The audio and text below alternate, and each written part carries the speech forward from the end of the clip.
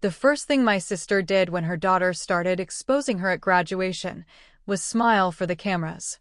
I remember that part clearly.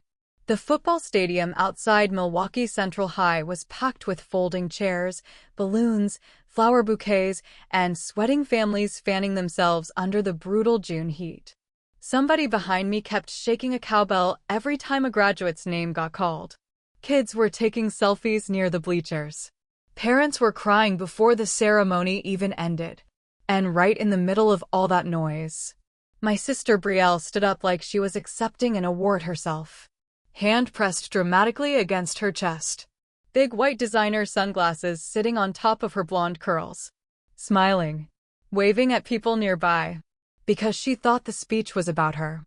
Before I tell you what happened next, welcome back to Calm Drama Episodes.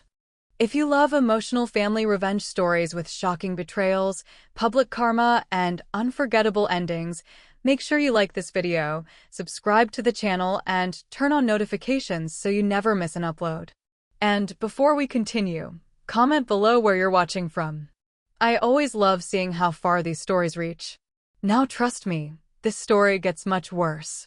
Because that was the moment I knew Brielle still had no idea who her daughter really was. Or what she had been carrying all these years.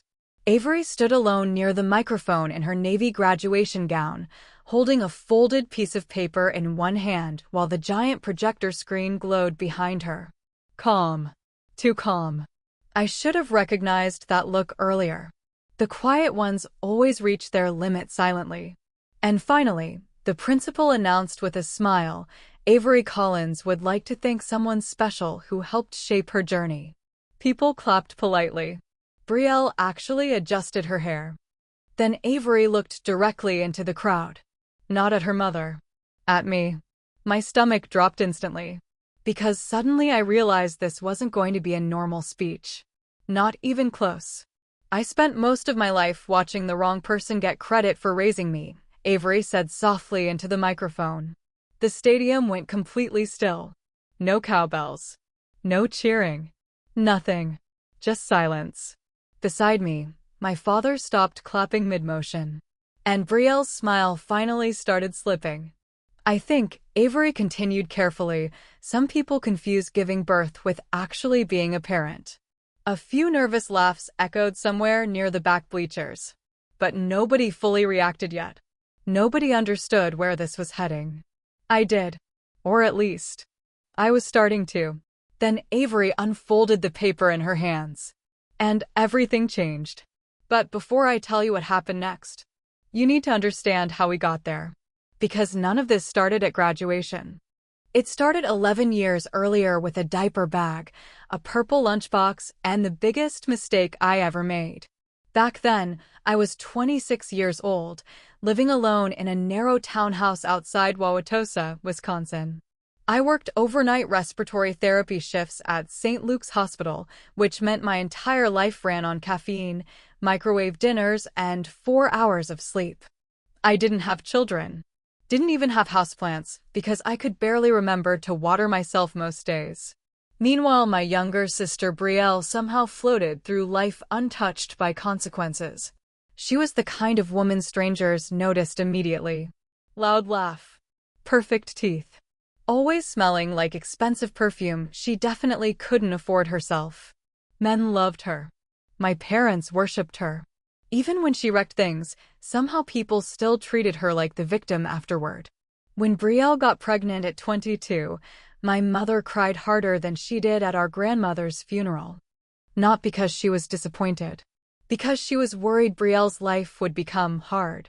I remember sitting silently at the baby shower, watching everybody comfort her while she opened gifts she hadn't paid for. Nobody talked about the baby much. Only Brielle. How stressed she was. How young she was. How overwhelmed she felt. Meanwhile, I kept staring at the tiny pink socks folded beside the cake table, wondering why nobody seemed concerned about the actual child entering this mess. The father disappeared before Avery was even born. Last I heard, he moved somewhere near Phoenix with another woman and stopped answering calls completely. Brielle acted devastated for about 3 weeks. Then she started going out again. Then came the night everything changed. It was late October, cold enough that the windows in my townhouse fogged from the inside.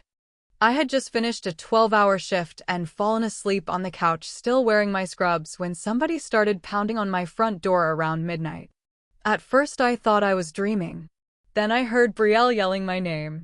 I opened the door half awake to find her standing there holding baby Avery against her shoulder while dragging two overstuffed bags behind her.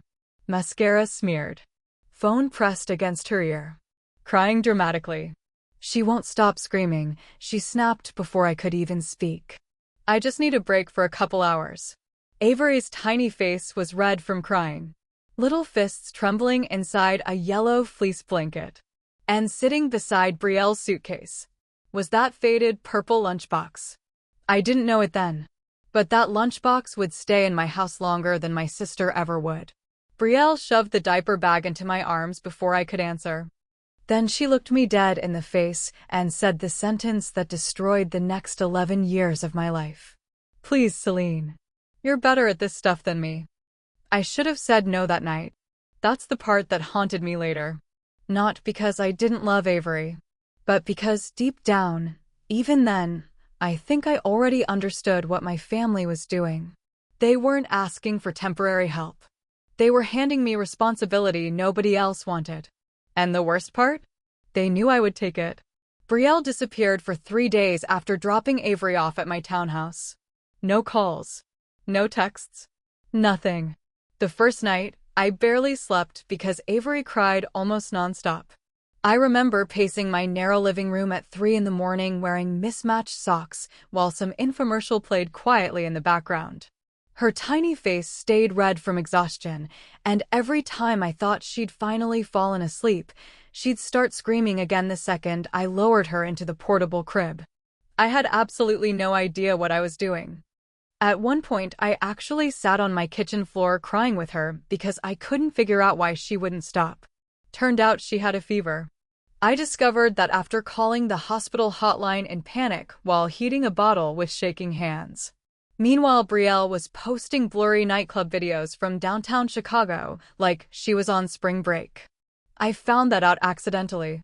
My coworker Taryn showed me during lunch break after my second overnight shift. "Isn't this your sister?" she asked carefully.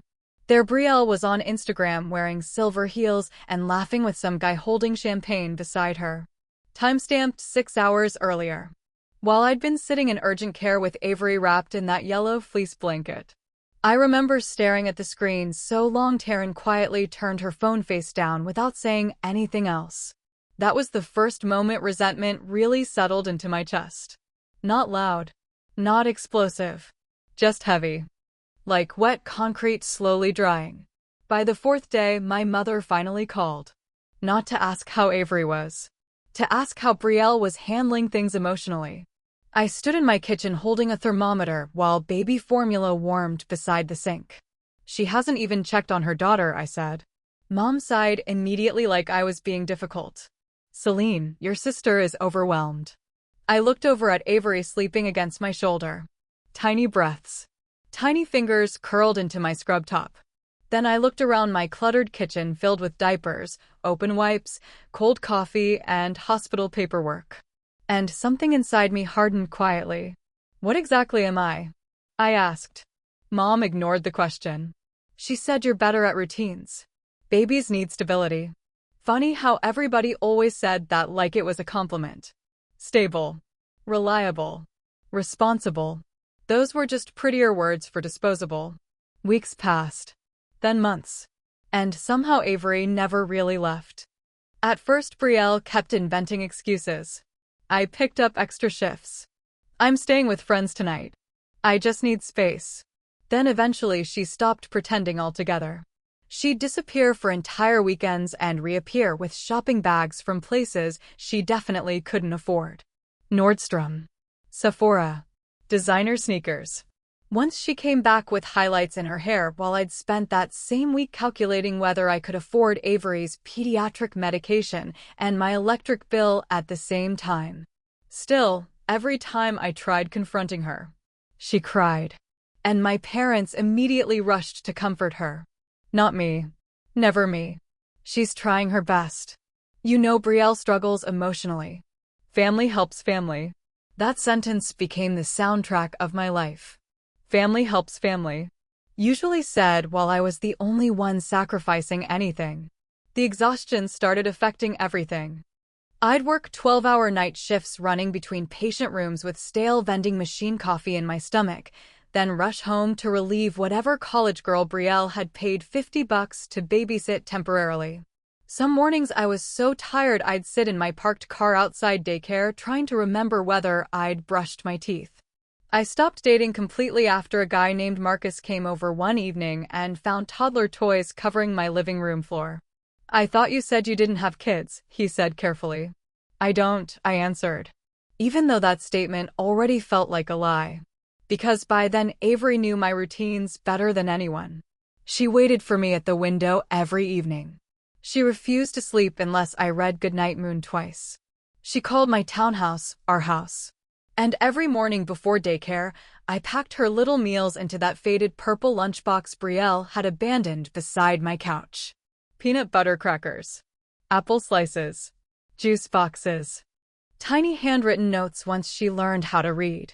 "Hope you have a good day, Bug. I'm proud of you. Don't forget your library book." Small things. Invisible things. The kind nobody notices while they're happening. One winter night when Avery was 4, she woke up crying during a snowstorm because thunder terrified her. I found her standing barefoot in the hallway clutching that purple lunchbox against her chest like a stuffed animal. "I had a bad dream," she whispered. I carried her back to bed while icy wind rattled the windows outside. "What happened in the dream?" I asked softly.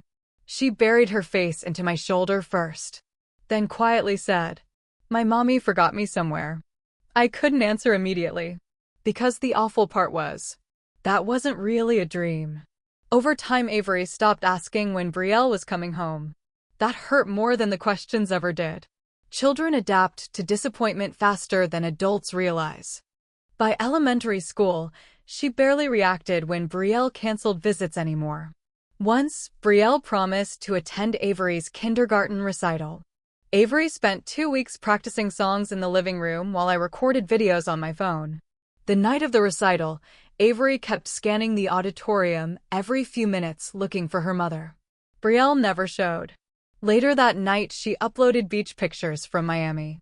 I watched Avery stare silently at those photos over my shoulder from the couch. No tears. No tantrum. Just quiet understanding. That scared me more. Because kids shouldn't become emotionally numb that young. And still, my parents defended Brielle. At Thanksgiving, my mother thanked Brielle publicly for making an effort because she brought a pumpkin pie from Whole Foods. Nobody acknowledged I'd spent 2 days cooking everything else while helping Avery finish a school project about the solar system. At Christmas, Brielle arrived late wearing a fur-trimmed coat and carrying expensive sneakers for Avery. My father called her such a thoughtful mother. Meanwhile, I'd quietly drained half my savings covering Avery's private tutoring that semester after she started struggling in math. Nobody mentioned that part. Nobody ever did. And every single year, the line between aunt and parent blurred more. Until one afternoon when Avery was almost 6 years old. I was helping her zip up her winter coat outside daycare when another little girl waved goodbye to her mother nearby. Avery watched them carefully for a second, then looked up at me and smiled. "Bye, Mom." She froze immediately after saying it. So did I. For one tiny second. The entire world felt still. Then Avery's face turned pale with panic. "I mean Aunt Selene," she whispered quickly. Like she'd done something wrong.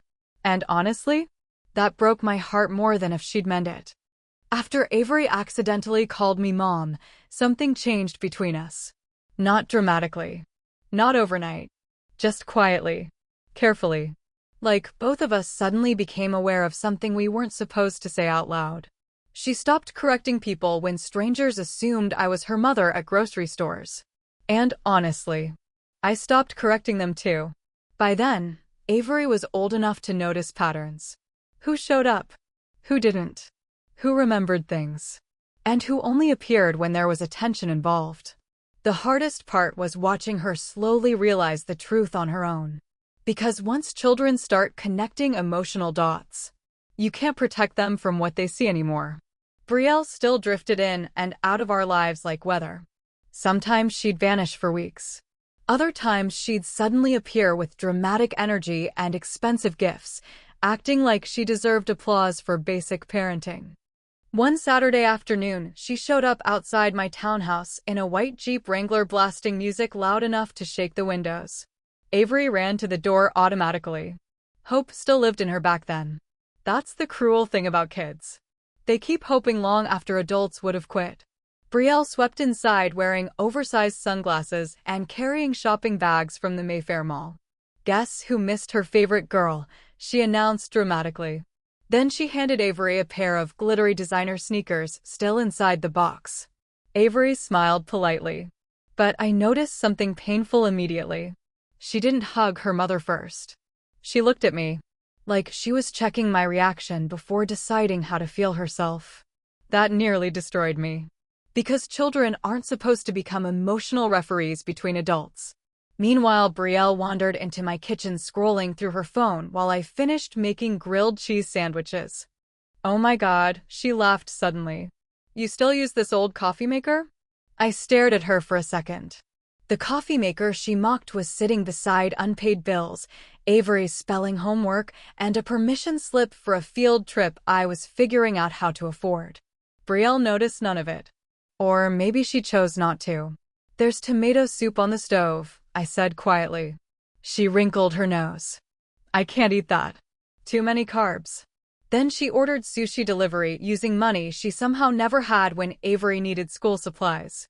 That night after Brielle left again, Avery sat cross-legged on the living room carpet wearing the new sneakers. "They hurt my feet," she admitted softly.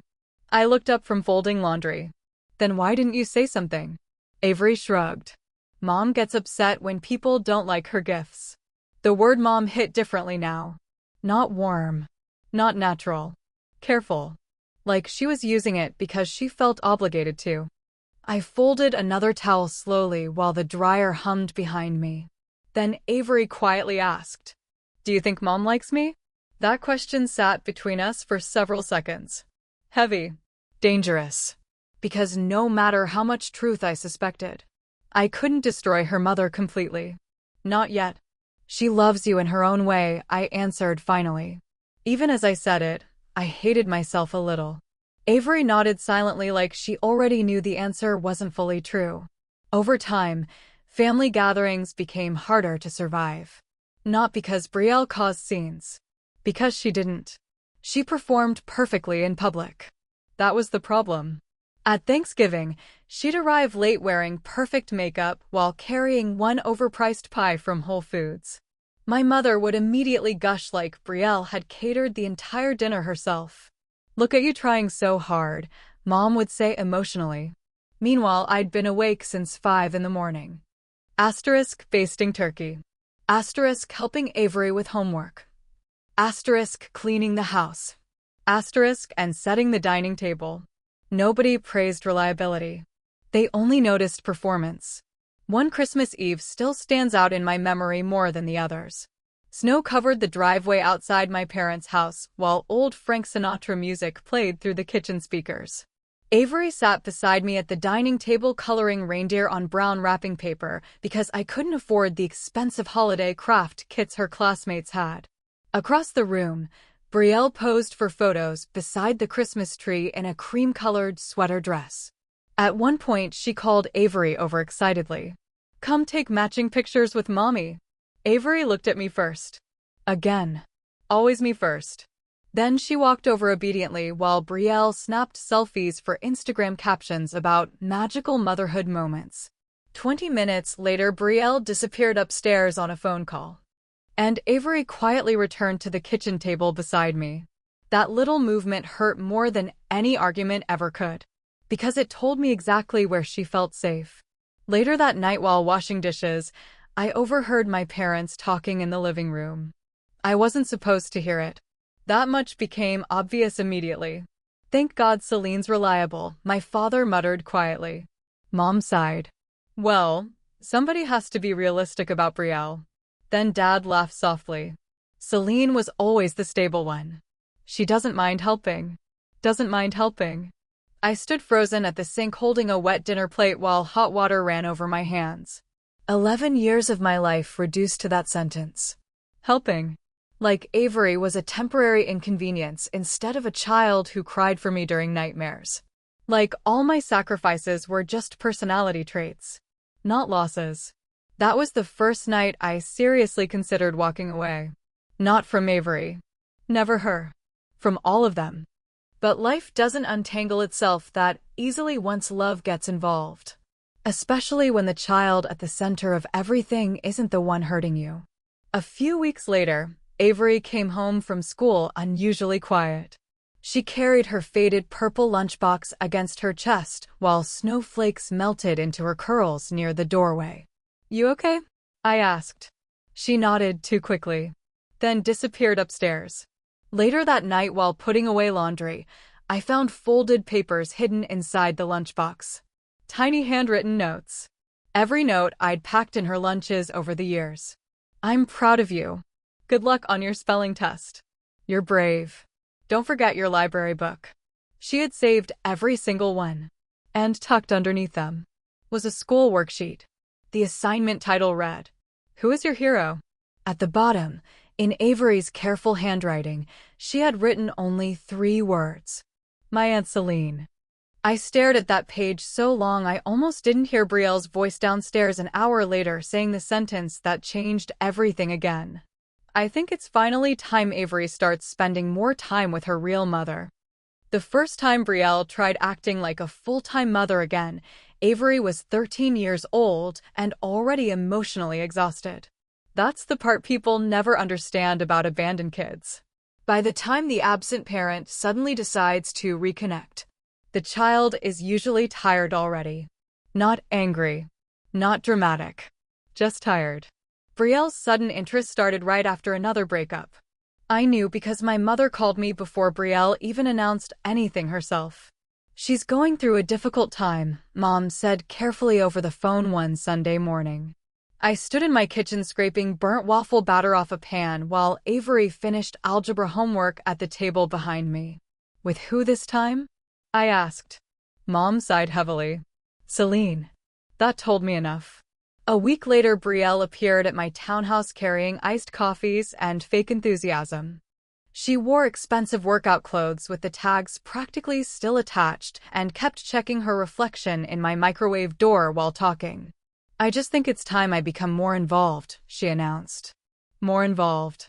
Like she was discussing a community fundraiser instead of her own daughter. Avery sat quietly at the kitchen table twisting a mechanical pencil between her fingers. Not excited. Not emotional. Watching. That was something Avery had become very good at over the years. Watching people carefully before deciding whether they were safe emotionally. Brielle launched into a speech about healing family bonds and making memories together. Then she turned toward Avery with a bright smile. "How would you feel about spending more weekends with me?" Avery hesitated. Just for a second. But Brielle noticed. Everybody noticed. That tiny pause changed the entire mood in the room. Because hesitation tells the truth faster than words do. "Okay," Avery answered politely. Politely. Not happily. Not eagerly. Politely.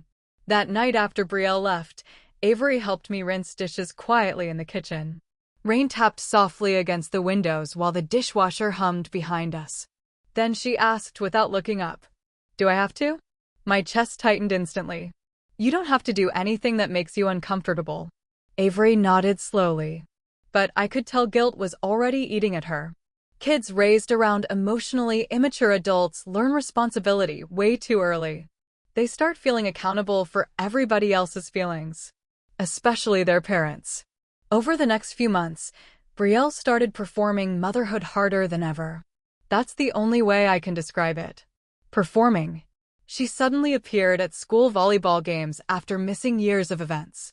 Posted blurry throwback photos online with captions like, "My forever best friend." Started commenting under Avery's social media posts pretending they were close. At first people bought it. Teachers. neighbors, extended relatives. Because Brielle understood something terrifying about public perception. Most people believe whoever looks the most confident. Meanwhile, the actual work stayed invisible. The orthodontist appointments, late-night panic attacks, science tutoring, college prep meetings, the endless emotional labor. That part still belonged to me. One October evening, Avery came home from school unusually pale. She dropped her backpack near the stairs and immediately locked herself in the bathroom upstairs. 10 minutes later, I heard vomiting. I found her sitting on the tile floor shaking while her phone buzzed nonstop beside her. What happened? I asked softly. Avery covered her face immediately. I hate school. Her voice cracked on the last word. After nearly an hour of gentle questions, the truth finally surfaced. Some girls at school had found Brielle's Instagram. They started showing Avery pictures. Asterisk rooftop parties. Asterisk beach vacations. Asterisk drunk live streams. Asterisk random men. Asterisk luxury hotels. One girl apparently laughed and said, "Your mom acts younger than we do. Kids can be vicious without even trying." Avery stared at the bathroom floor while speaking. She keeps pretending online like we're close. I sat beside her quietly. And everybody believes her. That sentence hurt because it was true. Brielle's version of motherhood photographed better than mine did. Nobody posts pictures of asterisk exhausted grocery runs. Asterisk sitting beside sick kids all night. Asterisk helping with homework at midnight. Asterisk or crying silently over bills after the child falls asleep. Invisible love rarely looks impressive publicly. A week later, things got worse. Avery had her first real panic attack during a school assembly. The guidance counselor called me because Avery couldn't catch her breath properly. Not Brielle. Me. I drove straight from the hospital still wearing navy scrubs and found Avery curled into herself inside the counselor's office clutching that faded purple lunchbox against her chest. Even at 13, she still carried it sometimes when she felt overwhelmed. That lunchbox had become emotional armor. I sat beside her on the office couch while she shook violently. "Breathe with me," I whispered. Slowly her breathing steadied. Then she suddenly started crying. Not loud. Not dramatic. Just exhausted tears. "I'm so tired of pretending everything's normal." That sentence nearly broke me. Because 13-year-olds shouldn't already feel emotionally worn down by adults. That night we stayed home eating microwave popcorn under blankets while snow fell outside the townhouse windows. One of those true crime documentaries Avery liked played quietly on television while she rested against the couch cushions beside me. Then out of nowhere she asked, "Why does everybody protect her?" I knew exactly who she meant. I stared at the television screen for several seconds before answering. Because sometimes people confuse charm with goodness. Avery absorbed that quietly, then nodded once like something finally clicked into place. After that, she started noticing everything more openly. The favoritism. The manipulation. The way my parents praised Brielle for tiny gestures while expecting endless sacrifice from me automatically. At Thanksgiving, Brielle brought a charcuterie board she clearly bought pre-made from Whole Foods. My mother spent 20 minutes telling relatives how thoughtful she was. Meanwhile, Avery had watched me wake up before sunrise to prepare almost the entire dinner. I caught Avery staring at Grandma Denise during the compliments. Not angry. Studying her. That same night, while everyone else talked downstairs, Avery sat beside me in the kitchen drying dishes. Then quietly asked, "Do you ever regret raising me?" I stopped moving completely. The refrigerator hummed softly behind us. Snow tapped against the windows. And suddenly I realized how deeply abandonment had rooted itself inside her. Even now, even after all these years. I turned toward her slowly. "Avery," I said carefully, "you were never the thing that ruined my life." Her eyes filled instantly. Because sometimes the deepest wounds people carry are the questions they're too afraid to ask out loud. By the time Avery entered her junior year of high school, Brielle had completely reinvented herself online. Again. That was one of her special talents. No matter how badly she failed privately, she could always build a prettier version of herself publicly. Suddenly, her social media pages were full of inspirational captions about motherhood, healing, and cherishing every moment. Pictures with Avery appeared constantly now. Most of them staged. Most of them forced. But strangers online loved it. Comments poured in under every post. "You're such an amazing mom. Your daughter is gorgeous just like you. You two look more like sisters." I used to read those comments late at night after shifts sometimes while sitting alone in my dark kitchen. Not because I enjoyed hurting myself. Because part of me still couldn't believe how easy it was for people to mistake appearance for love. Meanwhile, Avery was building her future almost entirely alone. Well, not alone, but without the people who kept taking credit for her success. She overloaded herself constantly that year. *AP classes. *debate club. *volunteer hours. *SAT prep. *part-time shifts at a bookstore near the Milwaukee Public Market. Some nights I'd wake up at 2 in the morning and find her asleep at the dining table surrounded by flashcards and empty tea mugs. The purple lunchbox still sat beside her books almost every night. Worn edges. Faded zipper. Tiny ink stain near the handle from elementary school. I should have thrown it away years earlier. But Avery never let me. "This one's important," she told me once. That was all she said. One icy January morning, I drove Avery to school before heading to the hospital. Snow covered the roads so heavily the entire city looked muted under gray skies. Avery stared quietly out the passenger window most of the drive. Then suddenly asked, "Do you think people can tell when someone's pretending?" I glanced at her briefly. "What do you mean?" She shrugged without looking at me. "Mom acts different around other people. Not angry. Not emotional. Just observant." That scared me more sometimes. Because Avery noticed everything now. The fake laughter. The performative affection. The carefully curated image Brielle built around herself whenever attention was available. And the closer graduation got, the harder Brielle performed. She suddenly wanted family dinners, brunch photos, shopping trips, mother-daughter spa weekends. Things she'd ignored for over a decade. At first, Avery agreed to some of it politely. But every time she came home afterward, she looked emotionally drained. One evening after dinner, I found her sitting on the back porch steps wearing my oversized sweatshirt while cold March rain drizzled softly outside. "You okay?" I asked. Avery laughed quietly. Not happy laughter. Tired laughter. She spent 2 hours talking about herself at brunch. I sat beside her silently. Then Avery added, "She doesn't actually know anything about me." Rainwater slid slowly down the porch railing between us. She told the waitress I wanted to major in fashion marketing. I blinked. Avery had wanted to study biomedical engineering since sophomore year. Brielle didn't even know her daughter's future plans. That realization sat heavily between us. Then Avery whispered something that stayed with me afterward. "I think she loves the idea of having a daughter more than actually having one." I didn't respond immediately because the statement felt too true. A few weeks later came the first major college acceptance. University of Minnesota. Partial scholarship. I cried in the kitchen while reading the email beside Avery because I knew how hard she'd fought for every opportunity. Brielle's response? She immediately posted, "So proud of my girl. Hard work runs in the family." That caption alone almost made me physically ill. Hard work.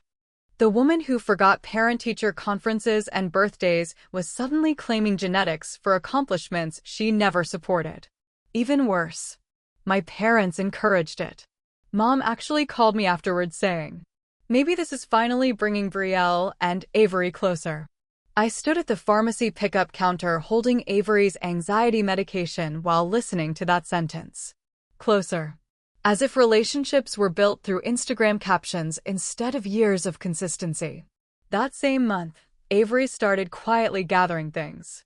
At first, I barely noticed. Screenshots. Old text messages.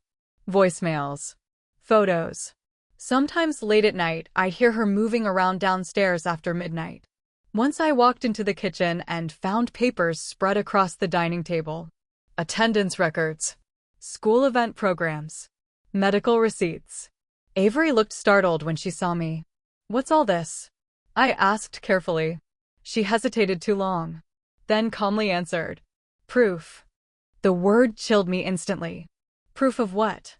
Avery looked down at the papers for several seconds before speaking. "That people remember whatever version gets repeated the loudest." I didn't know what to say to that, because she wasn't wrong. Over the years, Brielle had rewritten history so gradually that even extended family started believing she'd always been involved. Meanwhile, my role kept shrinking publicly.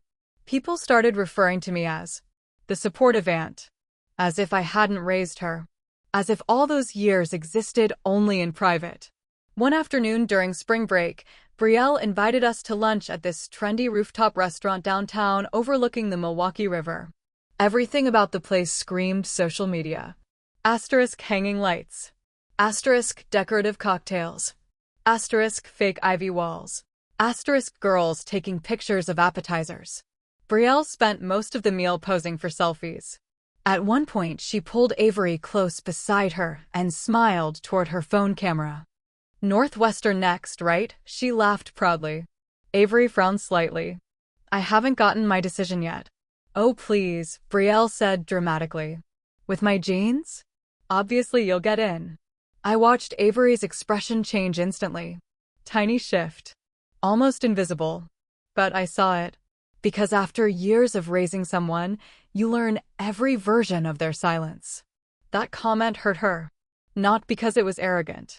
Because Brielle genuinely believed Avery's achievements belonged to her somehow. Later that night, after we got home, Avery disappeared upstairs without eating dinner. I found her an hour later sitting cross-legged on her bedroom floor, surrounded by open folders and her laptop.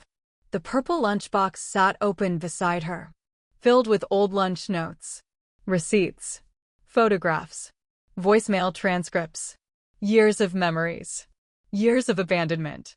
She looked up at me quietly, then asked the question that made my stomach tighten immediately. "Do schools save recordings of graduation ceremonies?" I stared at her for a second. "Yes, usually." Avery nodded slowly, almost like she was confirming something privately. Then she looked back down at the evidence scattered across her floor and softly said, "Good." The Northwestern acceptance email arrived on a Thursday afternoon while I was sitting in hospital traffic trying not to spill coffee on my scrubs. I still remember the exact moment because Avery called me crying so hard I initially thought something terrible had happened. "I got in," she kept saying between breaths. Oh my God. I got in. Cars honked behind me when the light turned green, but I couldn't move for a second. I just sat there gripping the steering wheel while tears filled my eyes. Northwestern University. Full academic scholarship. Biomedical engineering. Everything she'd worked toward for years suddenly became real. And the first person she called was me. Not Brielle. Not my parents. Me. That mattered more than I can explain. When I got home that evening, Avery was standing barefoot in the kitchen holding her laptop against her chest while smiling in a way I hadn't seen since she was little. Not guarded. Not exhausted. Happy. Actually happy. I hugged her so tightly she laughed into my shoulder. Then we both started crying again. For the first time in years, the townhouse felt light. Hope does that sometimes. It changes the temperature of a room. We ordered cheap takeout from our favorite Thai place downtown and sat cross-legged on the couch eating noodles straight from the containers while rain tapped softly against the windows. The faded purple lunchbox sat beside Avery on the coffee table like it always did during important moments. At one point, she looked over at me quietly and asked, "You really think I can do this?" I didn't even hesitate. "You already did." That night should have belonged entirely to Avery. But somehow, Brielle still found a way to make it about herself. By morning, she had already posted the acceptance news all over social media. Photos, captions, long emotional paragraphs about sacrifice and motherhood.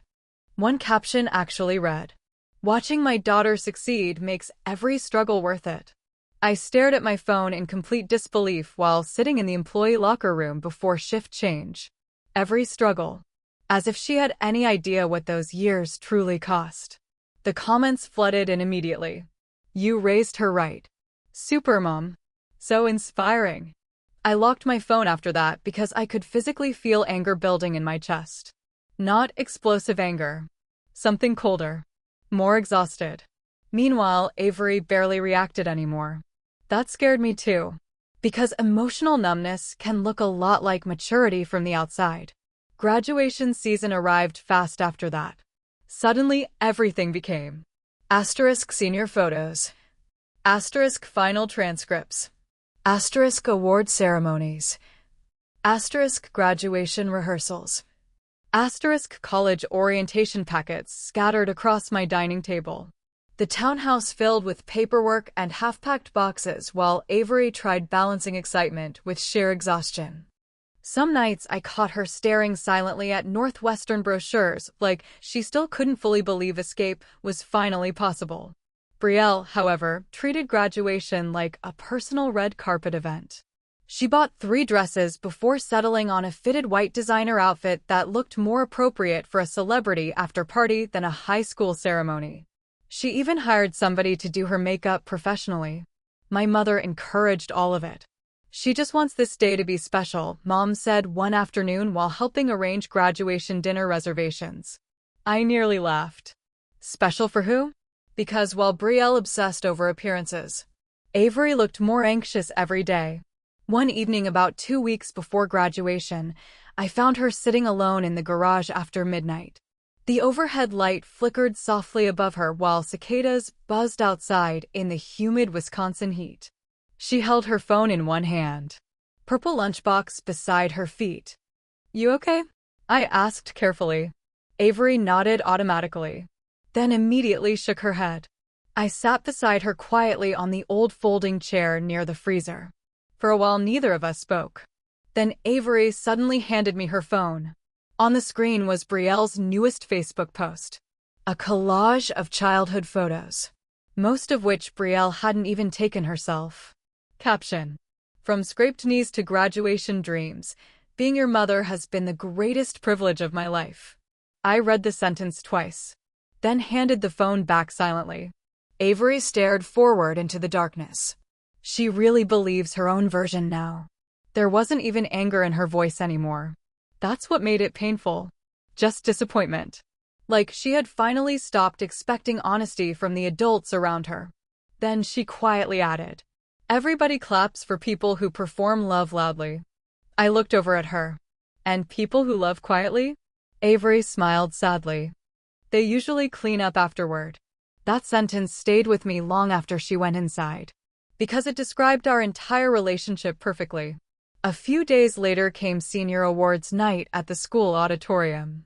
Parents packed the seats holding flowers and balloons while students walked across stage receiving scholarships and honors.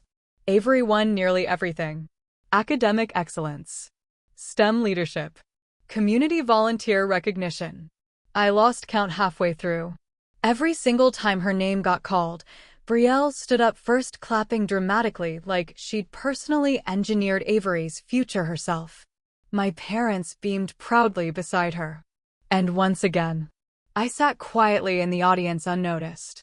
At one point during intermission, another parent leaned toward me smiling.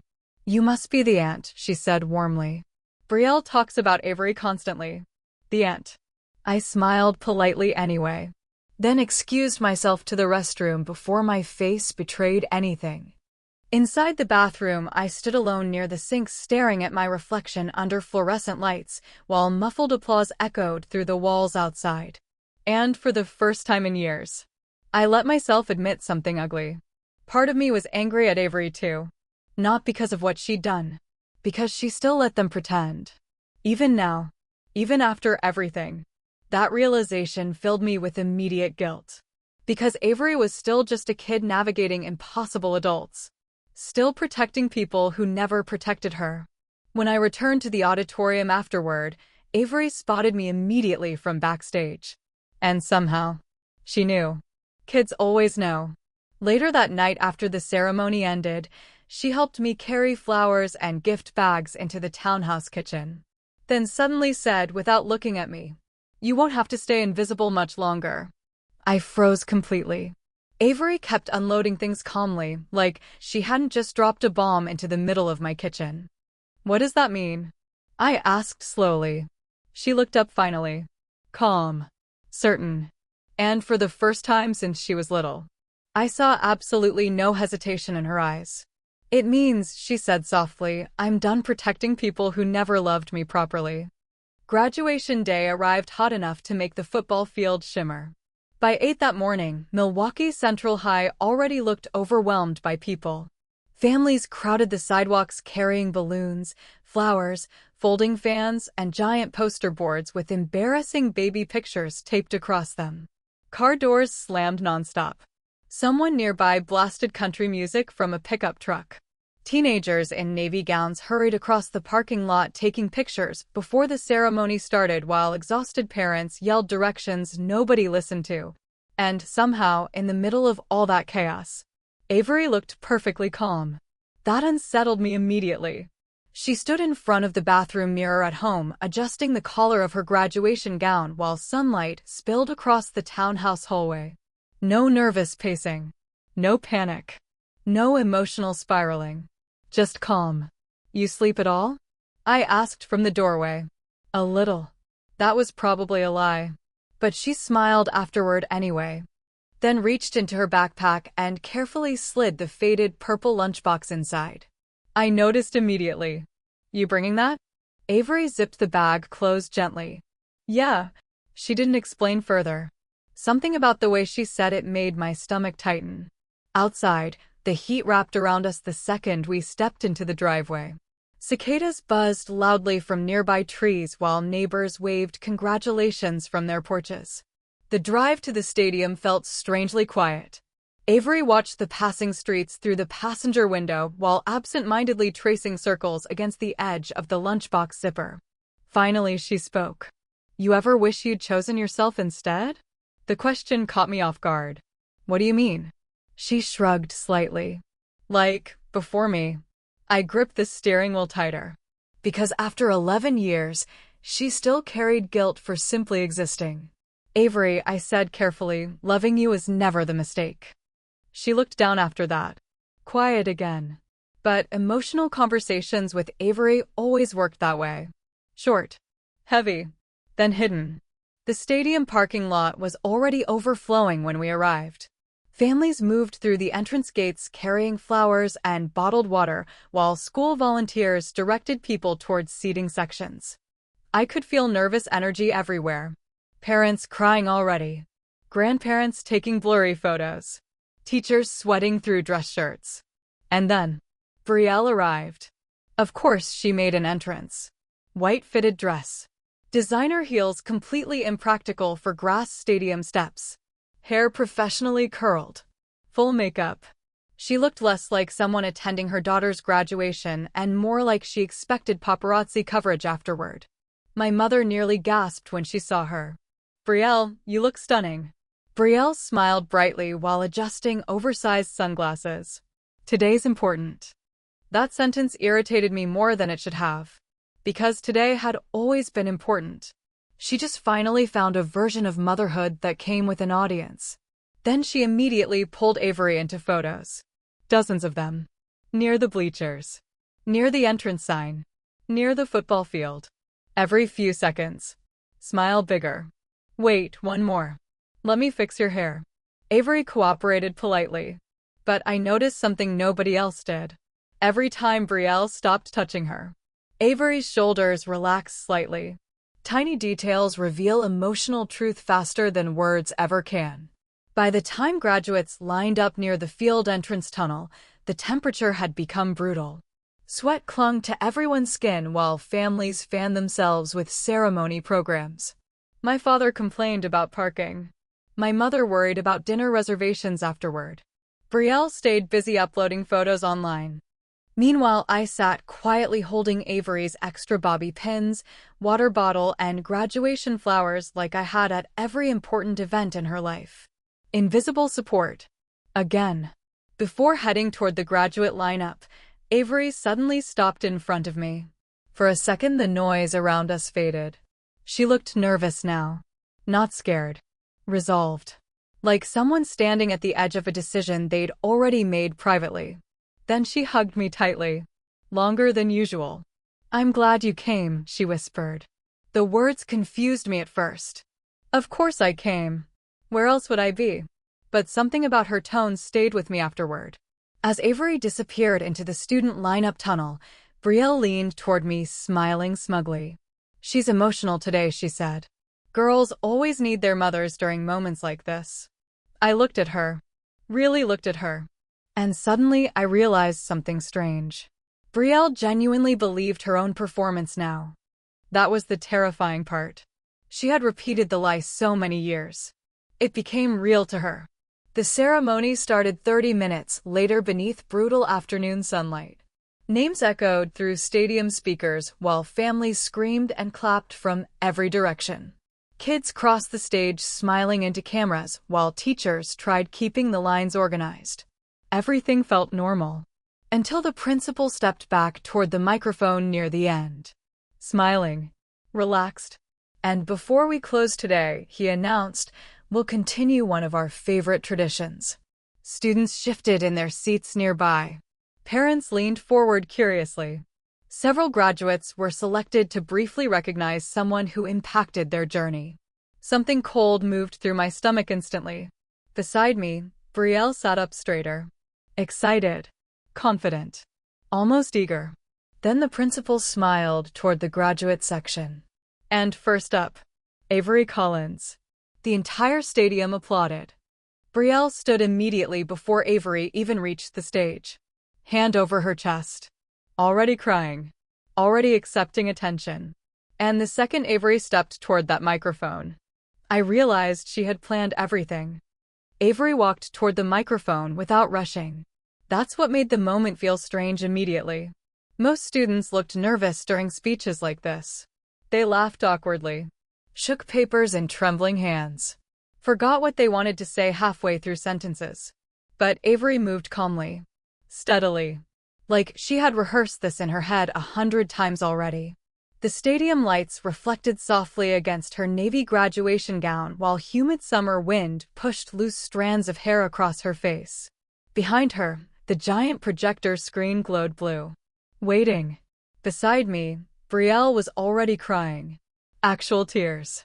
One hand pressed dramatically against her chest while nearby parents smiled sympathetically toward her. My mother leaned closer, whispering, "Oh my God, this is so beautiful." I felt sick. Because for one horrifying second, I thought Avery might actually do it.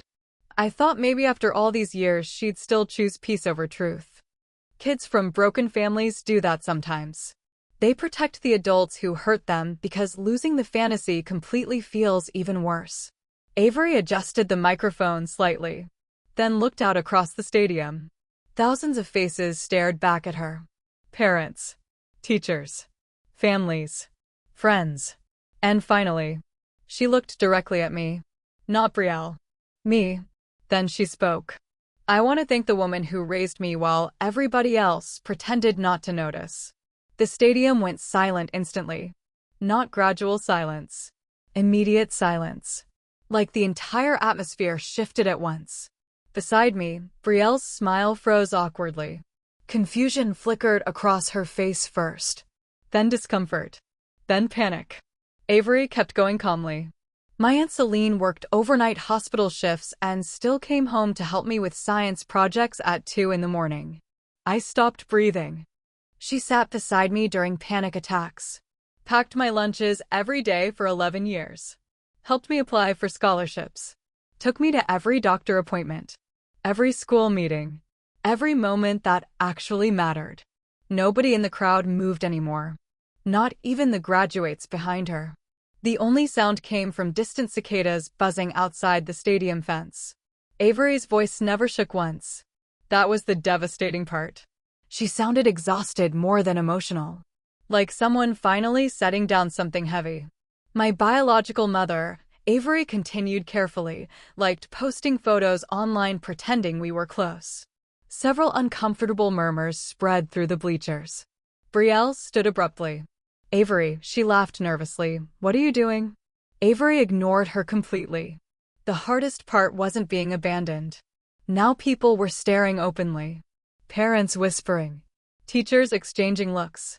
My father had gone completely pale beside me. Avery swallowed once before continuing. The hardest part was watching people reward the person who abandoned me while ignoring the person who stayed. That sentence hit the stadium like a physical force. Because suddenly everyone understood. Not just the situation. The years behind it. My mother burst into tears beside Brielle. Actual sobbing.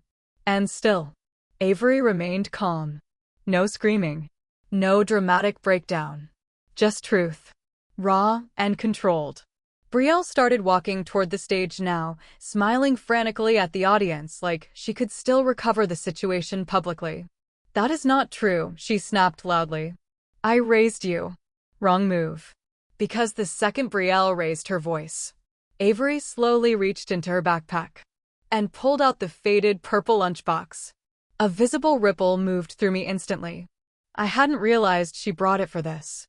The crowd watched silently while Avery unzipped it carefully on stage. Inside were folded papers, receipts, photographs, printouts, years of evidence. My aunt packed notes in my lunches every day growing up, Avery explained softly. I kept all of them. My throat tightened immediately. Avery unfolded one small paper carefully, then read aloud. Good luck on your spelling test, bug. Love you always. People in the audience were crying openly now, even strangers, because suddenly the story became real. Not internet drama, not family gossip, a child's actual life. Avery reached into the lunchbox again, then held up her phone. And since some people still rewrite history, Brielle's face changed instantly. Pure panic. Avery, stop. But Avery already connected her phone to the projector cable near the podium. The giant screen behind her flickered, then lit up. The first image appeared. Unread text messages. Hundreds of them. Mom, are you coming to my recital? Mom, I'm sick. Mom? No response. Another screenshot. A missed birthday message. Another. Voicemails timestamped at 2 a.m. Slurred apologies. Excuses. Broken promises. Gasps spread through the stadium now. Parents stared openly at Brielle. Teachers looked horrified. One voicemail started playing through the speakers accidentally. Brielle's drunken voice echoed across the football field. Tell Avery I'll make it up to her next weekend. The recording cut off. The silence afterward felt unbearable. Brielle lunged toward the stage. That's enough. Security moved immediately. Everything happened fast after that. Parents whispering everywhere. Phones recording. Graduates staring in shock. My mother crying uncontrollably. And Brielle, completely unraveling in front of hundreds of people.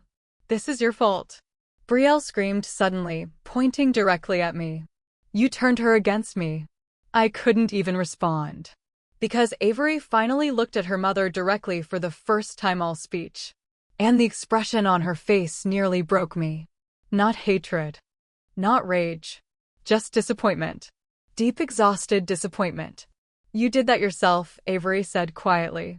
That sentence destroyed whatever remained of Brielle's performance. Because truth sounds different when it comes from the child who lived it. Security reached Brielle seconds later as she kept shouting over everyone. But Avery didn't raise her voice once. Didn't insult her. Didn't attack her. She simply let reality exist publicly. That was what made it devastating. Then finally, Avery stepped away from the podium. Walked down the stadium stairs slowly. Straight toward me. The crowd parted quietly as she approached. I stood automatically before she even reached me. And the second she wrapped her arms around me, 11 years collapsed inside my chest all at once. Avery buried her face against my shoulder while cameras flashed somewhere nearby. Then she whispered so softly only I could hear it. You were the only parent I ever had. The stadium never fully recovered after that speech. You could feel it everywhere. In the silence. In the whispers. In the way people suddenly avoided looking directly at Brielle while security escorted her toward the exit tunnel near the bleachers. Graduation ceremonies are supposed to end with celebration. Photos. Laughter. Families crowding together proudly. But after Avery exposed everything, the atmosphere felt stunned. Like hundreds of people had just witnessed something deeply private and deeply overdue at the exact same time. I still remember standing there holding Avery while cameras flashed around us and conversations exploded in every direction. Some parents looked uncomfortable. Others looked furious on my behalf. A few were openly crying. And, somehow through all of it, Avery stayed calm. Almost too calm. That frightened me more than the speech itself. Because emotional exhaustion can sometimes look like peace from the outside. My father finally approached us first. Slowly. Like he wasn't entirely sure he deserved to. He looked older suddenly. Smaller somehow. Avery, he started quietly. But Avery stepped back before he could continue. Not aggressively. Not dramatically. Just enough distance to say, "Not now." He nodded once after that. Eyes lowered. And for the first time in my entire life, I saw shame on my father's face. Real shame. Meanwhile, my mother sat several rows back crying into tissues while relatives surrounded her awkwardly. Even then, part of me noticed something painful. People were still comforting Brielle through her absence. Nobody had comforted Avery during the years that created this moment. That realization stayed bitter inside me. A teacher eventually approached Avery carefully near the field entrance. "I just wanted you to know," she said softly. "That took a lot of courage." Avery smiled politely. But after the teacher walked away, she whispered something under her breath that nearly broke me again. I was tired of being brave. We left the stadium before most families finished taking pictures. Not because Avery was ashamed. Because she was exhausted. Emotionally drained down to the bone. The heat outside felt suffocating now. Reporters from a small local media page lingered near the parking lot entrance because apparently several parents had already uploaded clips online. Phones spread things fast. Especially public humiliation. Especially truth. As we walked toward my car, Avery suddenly stopped near the passenger door. Then she reached into her backpack one last time and pulled out the faded purple lunchbox. The zipper barely worked anymore. Corners worn soft with age. 11 years of school mornings. 11 years of hidden notes. 11 years of quiet love nobody noticed until today. Avery stared at it for several seconds. Then finally handed it to me. "You keep it now," she said softly. I looked at her carefully. "You sure?" She nodded. "I don't need proof anymore." That sentence hit me harder than the graduation speech itself. Because for years that lunchbox hadn't just carried food. It carried reassurance. Evidence. Confirmation that somebody stayed. And now, she was finally letting the weight of it go. Dinner at the Riverwalk restaurant was cancelled, obviously. Nobody even discussed it. Brielle had apparently locked herself inside my parents' guest room, refusing to answer calls while extended relatives argued downstairs. Part of me expected guilt. Or regret. Or satisfaction. Instead, I mostly felt tired. Because public truth doesn't magically erase private damage. It just stops the pretending. That night, Avery and I ended up back at the townhouse eating drive-through burgers, still wearing parts of our graduation clothes.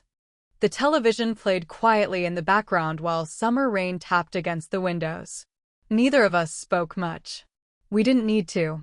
Some moments are too emotionally full for conversation. Around midnight, Avery finally looked over at me from the couch. "You know what the weirdest part is?" she asked. "What?" She stared down at the untouched fries in her lap. I kept thinking exposing her would feel bigger. I understood immediately. Because revenge fantasies always imagine fireworks. But real emotional closure usually arrives quietly. Like exhaustion after carrying something too heavy too long. Avery leaned her head against the couch cushion and closed her eyes briefly. Then she whispered, "I think I just wanted somebody to finally see you. And honestly, after all those years, that mattered more to me than revenge ever could." The internet found the graduation video by morning. Of course it did. By 8 a.m., clips from Avery's speech had already spread across Facebook, TikTok, and local community pages around Milwaukee. People slowed down the moment where Brielle's smile disappeared. They reposted the screenshots, the voicemail, the lunchbox, and especially the part where Avery said, "The hardest part was watching people reward the person who abandoned me while ignoring the person who stayed." That sentence traveled everywhere. Coworkers started recognizing me at the hospital within 2 days. Not aggressively, just quietly. One nurse squeezed my shoulder near the supply room and whispered, "You deserved better." A respiratory tech from another floor actually cried while telling me she watched the video 3 times. It felt surreal. For over a decade, my sacrifices had existed silently inside. Asterisk grocery stores. Asterisk school hallways. Asterisk doctor offices. Asterisk late-night homework sessions. Asterisk and exhausted mornings before work. Invisible labor. Now suddenly strangers saw it all at once. But honestly, the attention itself didn't matter much to me. Avery did. And for the first time in years, she looked lighter. Not magically healed. Not transformed overnight. But lighter. Like she finally stopped carrying responsibility for protecting everyone else's lies. Brielle, meanwhile, completely disappeared. No social media. No calls. No dramatic explanations. Just silence. My mother tried reaching out several times during the first week after graduation, but Avery ignored most messages. I couldn't blame her. Some wounds need distance before conversation becomes possible. One afternoon, Mom showed up unexpectedly at my townhouse carrying a peach pie from a bakery downtown. The same way she used to arrive pretending baked goods fixed emotional damage. She looked exhausted. Older. "I failed both of you," she admitted quietly while standing in my kitchen. That sentence alone probably cost her years of pride. I stayed silent. Because honestly, I didn't know what apology could possibly do anymore. Mom glanced around the townhouse slowly. At the stacked college boxes. The Northwestern folders spread across the dining table. The familiar routines she'd ignored for years. Then her eyes landed on the faded purple lunchbox sitting near the counter. For a long moment she just stared at it. "I never realized," she whispered. But I think that was the problem. She could have realized. Everybody could have. They just never looked closely because my suffering made their lives easier. A few weeks later, August arrived faster than expected. Move-in day at Northwestern came wrapped in brutal summer heat and highway traffic. The entire campus buzzed with nervous freshmen hauling mini fridges, laundry baskets, and overpriced dorm decorations across crowded sidewalks. Parents cried openly everywhere. Some students looked terrified. Others looked thrilled. Avery looked ready. That was the difference. We carried boxes into her dorm room most of the afternoon while orientation leaders shouted directions down crowded hallways. At one point, I caught myself folding her clothes into drawers automatically. Old habits. Avery smiled, watching me. "You know I can do that myself, right?" "I know." But my hands still lingered on small tasks anyway. Because after spending 11 years raising someone, letting go feels unnatural even when it's healthy. Later that evening, after everything was unpacked, we walked slowly across campus together while cicadas buzzed in the trees overhead. Students laughed nearby. Music drifted from an orientation party somewhere across the quad. The future surrounded us everywhere. Avery stopped near the lakefront path overlooking the water. Then suddenly asked, "You ever regret not having your own life?" The question hit differently now. Not from guilt. From genuine curiosity. I looked out across the lake for a second before answering. "I think this was my life." Avery's eyes filled immediately. And for a second, I saw the little girl from years ago again. The child standing barefoot in my hallway during thunderstorms. The kid clutching lunch notes inside a purple lunchbox because she needed proof somebody loved her enough to stay. Then Avery laughed softly through tears. "You know," she said, "people online keep calling you my aunt." I smiled. "Technically I am." She shook her head immediately. No. Just that. No. Simple. Certain. Then she wrapped her arms around me one last time before heading toward her dorm building. Halfway to the entrance doors, she suddenly turned back around and called out the words I think part of me had waited 11 years to hear. Love you, Mom. This time, she didn't correct herself. And honestly, I don't think Avery exposed her mother because she wanted revenge. I think she was just tired of watching the wrong person get credit for surviving sacrifices they never made. Some people abandon you loudly. Others stay so quietly that nobody notices until years later. If this story touched you in any way, make sure you like this video and subscribe to the channel for more emotional family revenge stories just like this one. And tell me in the comments, do you think Avery did the right thing by exposing the truth publicly?